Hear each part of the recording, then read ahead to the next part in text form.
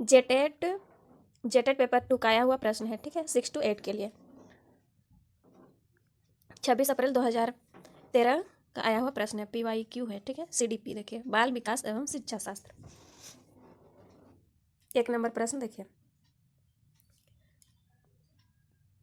शिक्षा प्राप्त करने के किस चरण में एक बच्चा भावपूर्ण समस्याओं और बहुल परिकल्पनाओं को उत्पन्न करने में समर्थ हो जाता है? ठोस प्रक्रियाएं, संवेदी, क्रियाकलाप अवधि, पूर्व परिचालनात्मक अवधि, औपचारिक क्रियाएं। इसमें होगा बी नंबर। देखिए, बी नंबर, संवेदी क्रियाकलाप अवधि। शिक्षा प्राप्त करने की संवेदी क्रियाकलाप अवधि में एक बच्चा भावपूर्ण समस्याओं और बहुत परिकल्पनाओं को उत्पन्न करने में समर्थ हो जाता है, यह संवेदी क्रियाकलाप अवधि में, ठीक है। आगे देखेंगे 2 नंबर, किशोर अवस्था, इसे टीन की अवस्था बोला जाता है, टीन की उम्र निम्न में से किसके बीच होती है?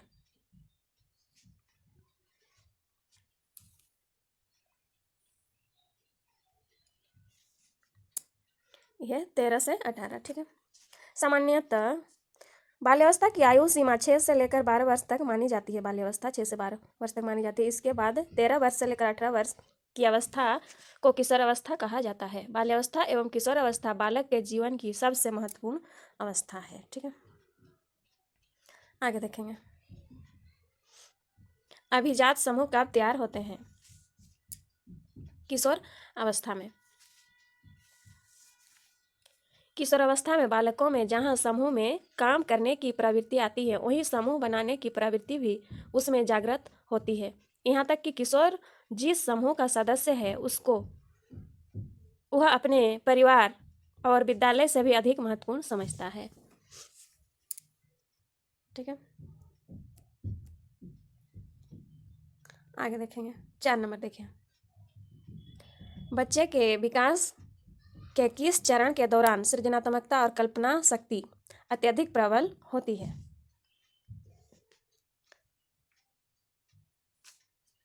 मध्य बचपन, 6 से 10 वर्ष के बच्चे, ठीक है। बच्चे के विकास के मध्य बचपन 6 से 10 वर्ष काल के दौरान सृजनात्मकता और कल्पना शक्ति अत्यधिक प्रबल होती है, मध्य बचपन में 6 से 10 वर्ष की, ठीक है। 5वां प्रश्न देखेंगे, 5 नंबर,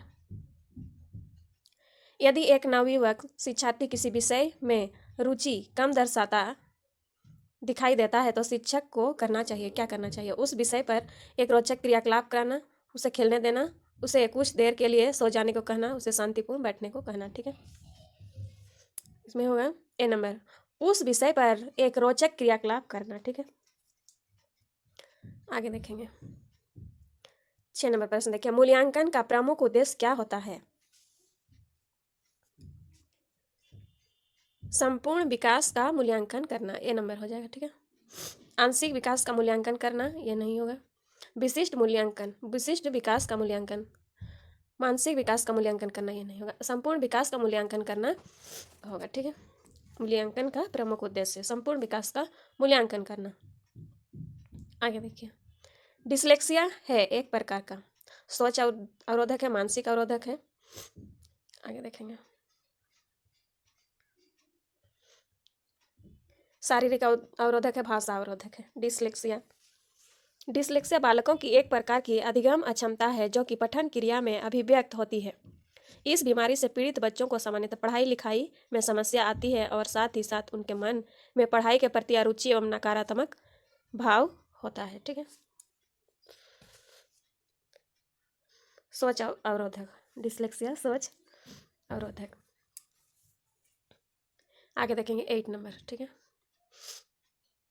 संज्ञानात्मक क्षेत्र का निम्नतम स्तर है प्रयोग, मूल्यांकन, परिज्ञान, ज्ञान। यह ज्ञान, ठीक है, ज्ञान। संज्ञानात्मक क्षेत्र का निम्नतम स्तर है ज्ञान। उच्चतम स्तर क्या हो जाएगा? प्रयोग, मूल्यांकन, परिज्ञान। उच्चतम स्तर है। संज्ञानात्मक क्षेत्र का निम्नतम स्तर पूछा है, इसीलिए क्या होगा? ज्ञान, ठीक है। आगे प्रश्न देखेंगे 9 नंबर। देखिए, कौन सी तथ्योक्ति गेस्टाल्ट सिद्धांत पर आधारित है? संपूर्ण से अंश की तरफ बढ़ना, निश्चित से अनिश्चित की तरफ बढ़ना, मनोवैज्ञानिक से तर्क संगत की तरफ बढ़ना, प्रेरण से निगमन की तरफ बढ़ना। गेस्टाल्ट सिद्धांत को अंतर्दृष्टि सूझ का सिद्धांत भी कहते हैं। इस सिद्धांत के अनुसार व्यक्ति सर्वप्रथम अपने आसपास की परिस्थितियों को विभिन्न अंगों में पारस्परिक संबंधों की स्थापना करता है और संपूर्ण परिस्थितियों को समझने के पश्चात वह प्रतिक्रिया व्यक्त करता है। संपूर्ण से अंश की तरफ बढ़ना, ठीक है। देखिए क्या हो जाएगा इसमें, मनोवैज्ञानिक से तर्क संगत की तरफ बढ़ना, ठीक है।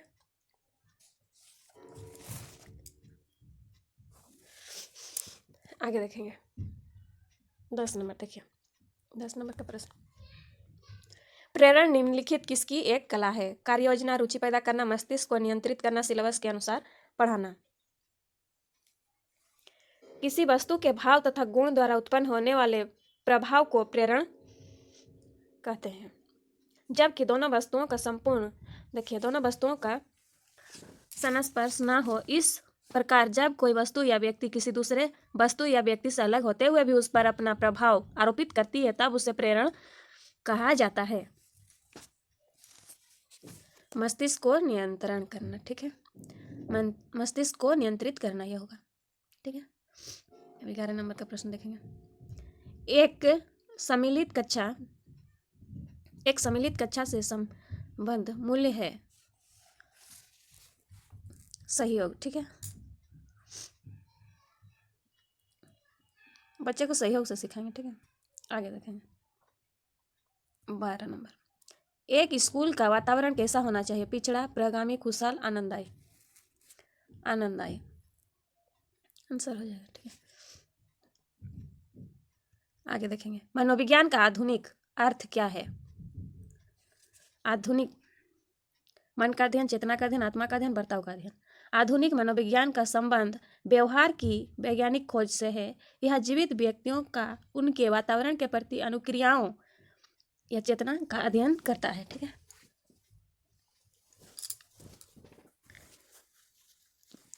क्या होगा? चेतना का अध्ययन। आगे देखेंगे 14 नंबर प्रश्न देखिए, बर्ताव को निम्न में से किस रूप में जाना जाता है? अभ्यासों का पुलिंदा, प्रतिक्रियाओं का पुलिंदा, तथ्यों का अनावरण, इनमें से कोई नहीं। तथ्यों का अनावरण, ठीक है।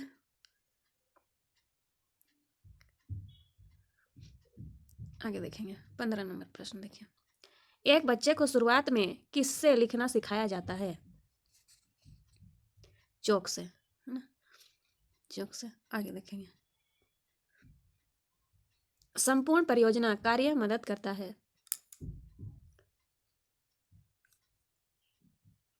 सहयोग, विवेचनात्मक सोच, समस्या समाधान को विकसित करने में, शिक्षार्थी के बीच प्रतिस्पर्धा को विकसित करने में, प्राप्त करने की एक उच्च स्तरीय महत्वाकांक्षा को विकसित करने में, याददाश्त बढ़ाना को विकसित करने में। देखिए याददाश्त ये तो नहीं होगा, नहीं होगा, ठीक है।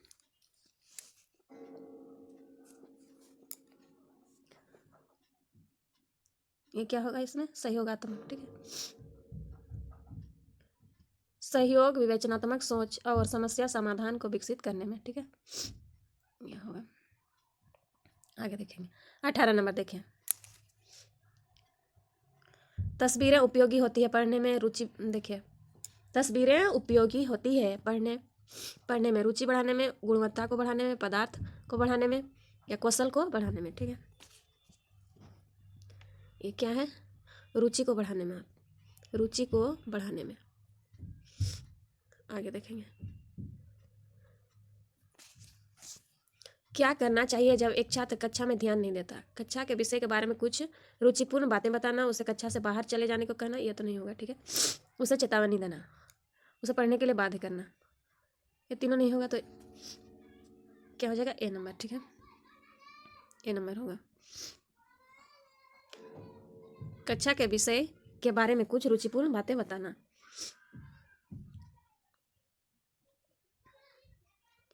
आगे देखिए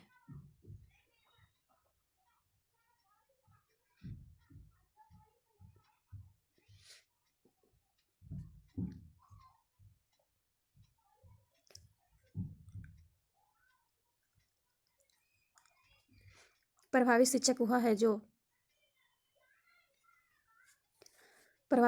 जो छात्रों को प्रोत्साहित करता है, कैसे पढ़ना है, सीमित अवधि में अधिक जानकारी प्रदान कर सकता है, नियत कार्य को ध्यानपूर्वक संशोधित करता है, कक्षा पर नियंत्रण रखता है। क्या हो जाएगा इसमें?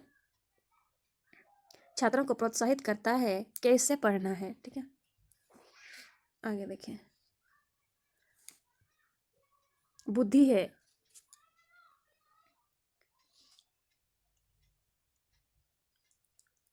एक स्वाभाविक मानसिक योग्यता, अंगीकार करने की एक क्षमता, सीखने की क्षमता, ये सभी होगा। ठीक है, शिक्षा मनोविज्ञान के अनुसार बुद्धि वह मानसिक शक्ति है जो वस्तुओं एवं तथ्यों को समझने, उनमें आपसी संबंध खोजने तथा तर्कपूर्ण ज्ञान प्राप्त करने में सहायक होती है। यह भावना और अंतःप्रज्ञा से अलग है। ठीक है, एक स्वाभाविक मानसिक योग्यता है बुद्धि, अंगीकार करने की एक क्षमता है, सीखने की एक क्षमता है, यह सभी हो जाएगा। ठीक है, आगे देखेंगे। देखिए 22 नंबर, यह सभी होगा, डी नंबर। ठीक है,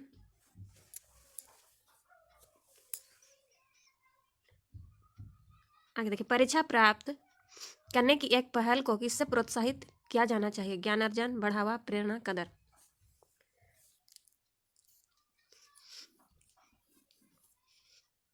क्या हो जाएगा इसमें? प्रेरणा। ठीक है, क्या होगा? प्रेरणा, बी नंबर, प्रेरणा। आगे देखिए। निम्नलिखित में से कौन एक उपयुक्तता परीक्षा का उद्देश्य नहीं है?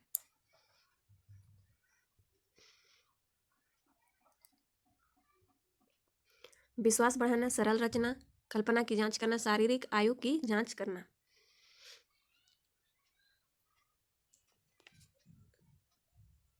शारीरिक आयु की जांच करना। ठीक है, आगे देखिए। खराब लिखावट का निम्नलिखित किससे लेना देना नहीं है? शारीरिक बुद्धि, गलत मुद्रा, थकावट।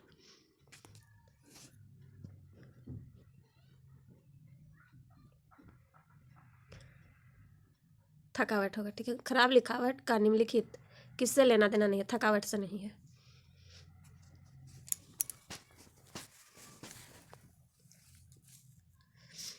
आगे देखेंगे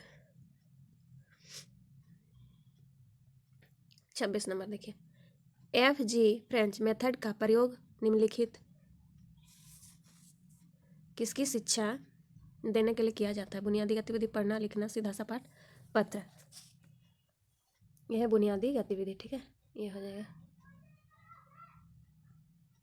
बुनियादी गतिविधि, है ना। आगे देखेंगे। गहन पढ़ाई से छात्रों के किस प्रकार के शब्द संग्रह में बढ़ोतरी होती है? बृहत, ठीक है, शब्द संग्रह बृहत। आगे देखेंगे। निम्नलिखित में से कौन मूल्यांकन से संबंधित नहीं है?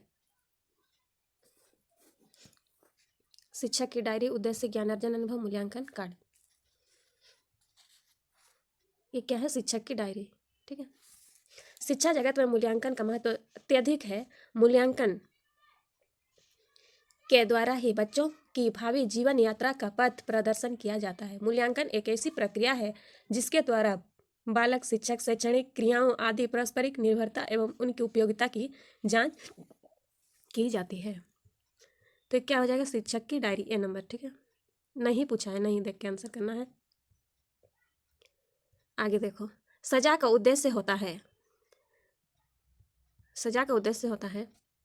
कड़ाई दर्शाना, छात्रों को यातना देना, छात्रों को असफल कराना, गलतियों के बारे में सचेत करना। यह होगा गलतियों के बारे में सचेत करना। ठीक है, डी नंबर होगा। आगे देखेंगे।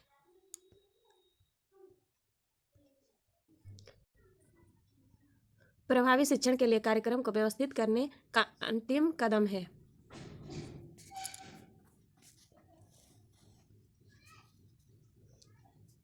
समय सारणी को व्यवस्थित करना, अनुवर्तन, नियतकार, मूल्यांकन। ये नहीं होगा। क्या होगा? समय सारणी को व्यवस्थित करना प्रभावी शिक्षण के लिए कार्यक्रम को व्यवस्थित करने का अंतिम कदम है। ठीक है,